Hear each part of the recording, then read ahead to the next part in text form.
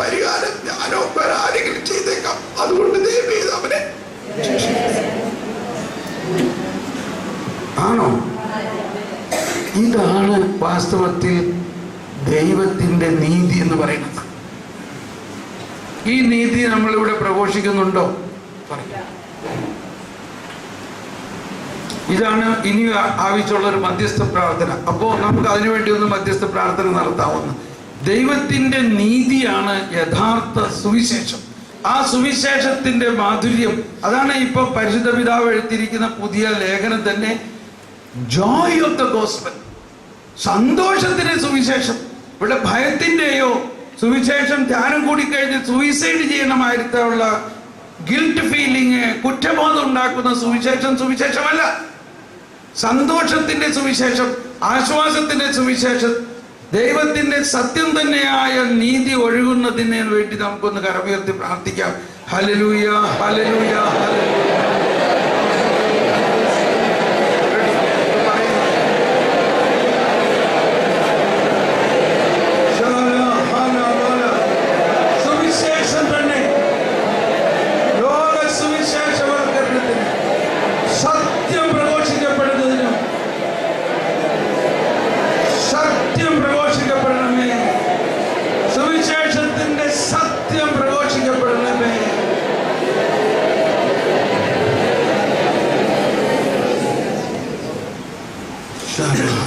അപ്പം ഈ പ്രഘോഷണത്തിന്റെ അത് കുറെ ദിവസം എടുക്കും ഇത് പഠിക്കാൻ. ഇതിപ്പോ ഞാനിങ്ങനെ പറഞ്ഞപ്പോ വളരെ ആകാംക്ഷയായിട്ടുണ്ടാവും.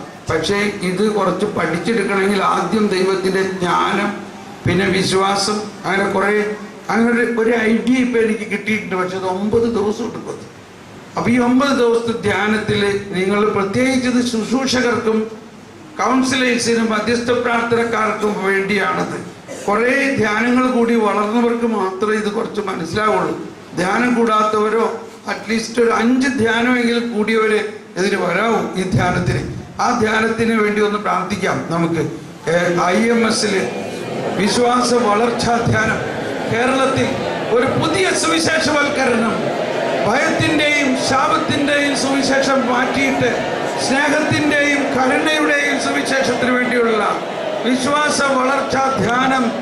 ദൈവമേ, ഈ ധ്യാനത്തിലൂടെ ഈ കേരളം വിശ്വാസത്തിന്റെ ഒരു പുതിയ തരംഗമുണ്ടാകട്ടെ.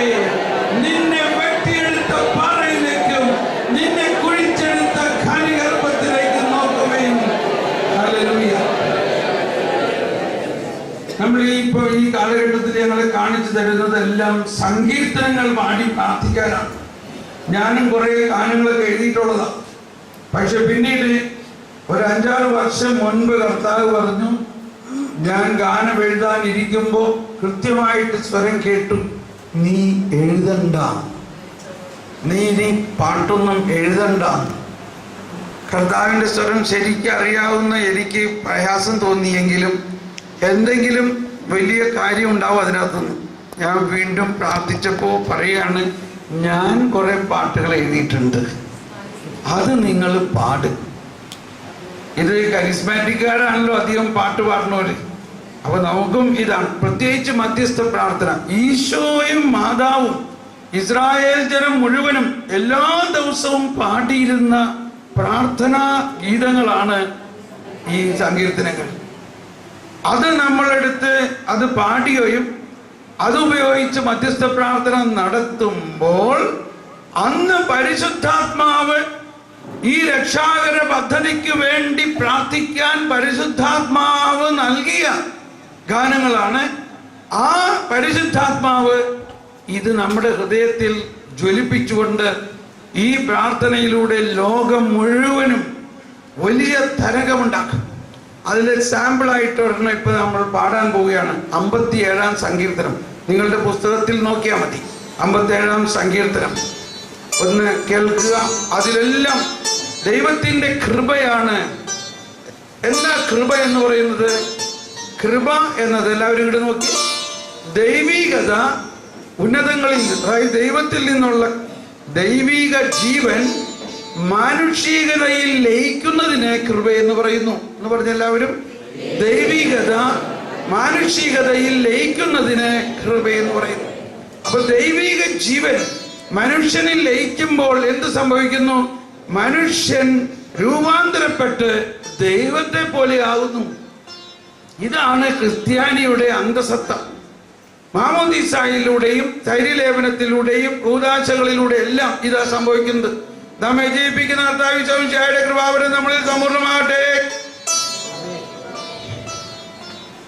സ്വർഗരാജ്യത്തിലുള്ള വിശ്വാസം വഴി കർത്താവ് യേശു മിശിഹായുടെ ശരീരവും രക്തവും സ്വീകരിക്കാൻ തിരുസഭ നിങ്ങളെ ക്ഷണിക്കുന്നു. ഇങ്ങനെയൊക്കെ സമാധാനം നമ്മളിവിടെ എന്നെല്ലാം പറയണ നമ്മൾ കേട്ടിട്ടുണ്ട് ഇല്ലേ? എന്താ അതിൽ സംഭവിക്കുന്നത്? എന്താണ് ആ സമാധാനം എന്ന് പറഞ്ഞാൽ? യേശുവാണ്, അവൻ നമ്മുടെ സമാധാനമാണ്. ശത്രുതയുടെ മതിലുകൾ തകർത്ത് വരുവിൻ, 57 സങ്കീർത്തനം. അപ്പൊ ഈ കൃപ ഉന്നതത്തിൽ നിന്ന് വന്ന് അതിൽ പറയുന്നുണ്ട്, എന്നോട് കൃപയുണ്ടാകണമേ, എന്നോട് കൃപയുണ്ടാകണമേ. വിനാശത്തിന്റെ കൊടുങ്കാറ്റാണ് നമ്മളിലുള്ള എല്ലാ പാപവും, പാപ സാഹചര്യങ്ങളും, പാപത്തിന്റെ ആസക്തികളും. ആ കൊടുങ്കാറ്റിനെ അകറ്റാൻ ദൈവത്തിന് മാത്രമേ സാധിക്കുകയുള്ളൂ. അത്യുന്നതനായ ദൈവത്തിൽ ഞാൻ ആശ്രയിക്കുന്നു.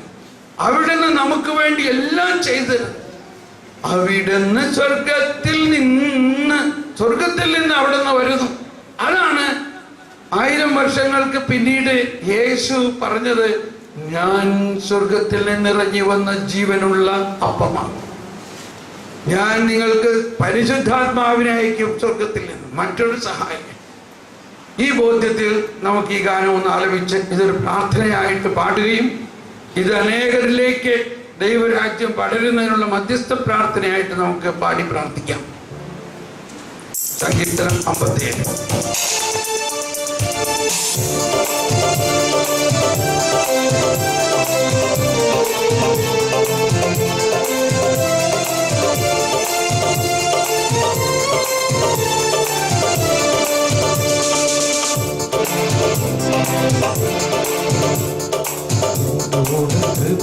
കൃപയുണ്ടാകണമേ ദൈവമേ, എന്നോട് കൃപ തോന്നണമേ.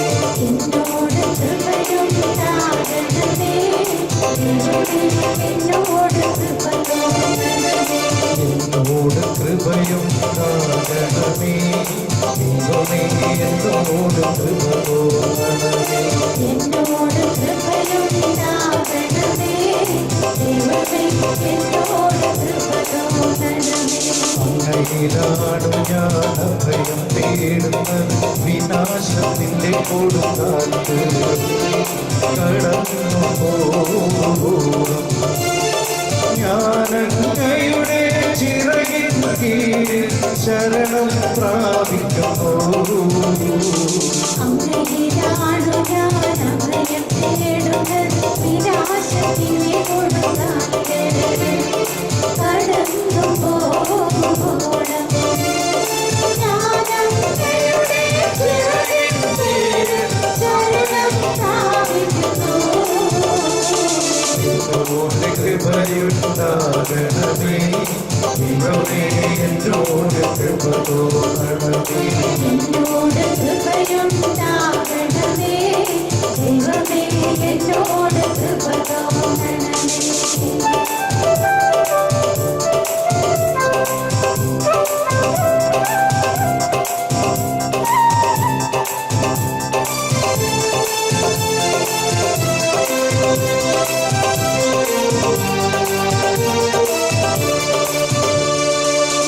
അത്യുന്നതനായ ദൈവത്തെ ഞാൻ വിളിച്ചപേക്ഷിക്കുന്നു.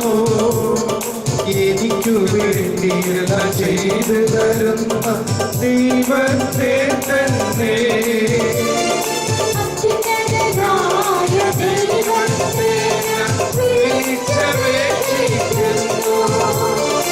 എനിക്കു വേണ്ടിയെല്ലാം ചെയ്തു തരുന്ന ദൈവത്തെ തന്നെ. അവിടുന്ന് സ്വർഗത്തിൽ നിന്ന് സഹായമയച്ചെന്നെ രക്ഷിക്കും. എന്നെ ചവിട്ടി മരിക്കുന്നവരെ അവിടുന്ന് രക്ഷിക്കും. അവിടുന്ന് സ്വർഗത്തിൽ നിന്ന്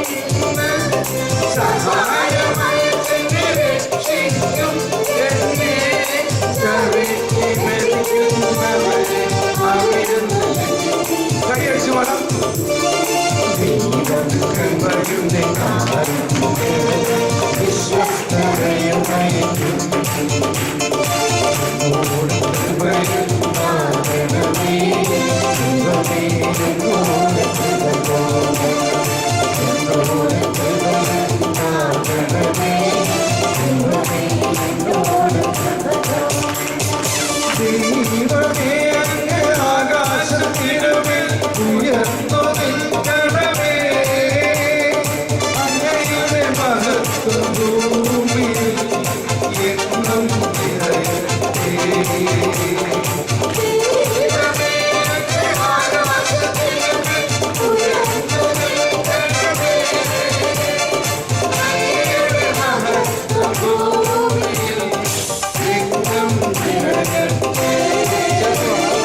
ദൈവമേ അങ്ങ് ആകാശത്തിനുമേൽ ഉയർന്നു നിൽക്കണമേ.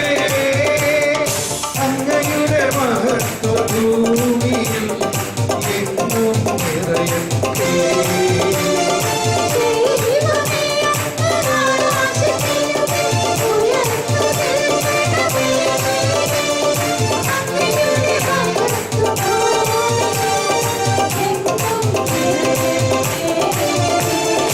ദൈവമേ ആകാശത്തിനുമേൽ ഉയർന്നു നിൽക്കണമേ.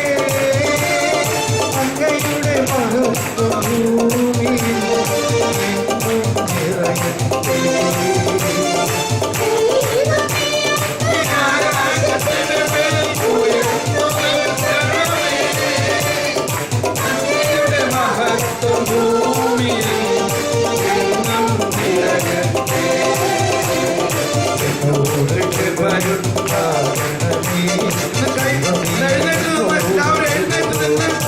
എഴുന്നേറ്റ് നിന്ന് കരങ്ങൾ ഉയർത്തി അടിച്ചുകൊണ്ട്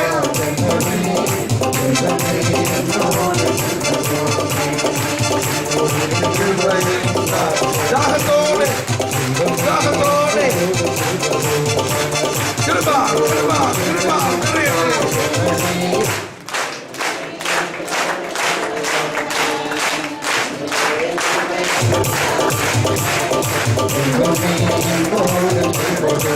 ദാഹത്തോടെ കൃപയ്ക്ക് വേണ്ടി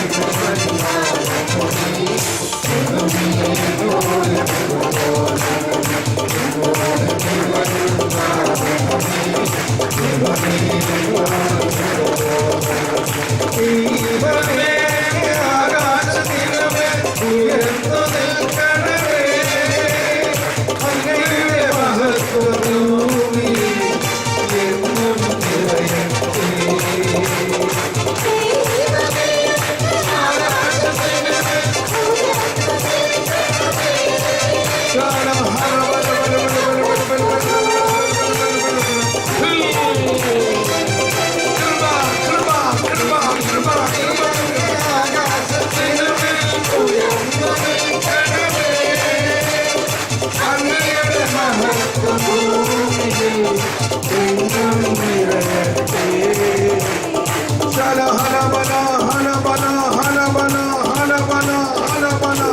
കൃപ കൃപ കൃപ കൊണ്ട് നിറയ്ക്കണമേ. എല്ലാവരിലേക്കും അത്യുന്നതനായ ദൈവത്തിന്റെ കൃപ ഒഴുകട്ടെ.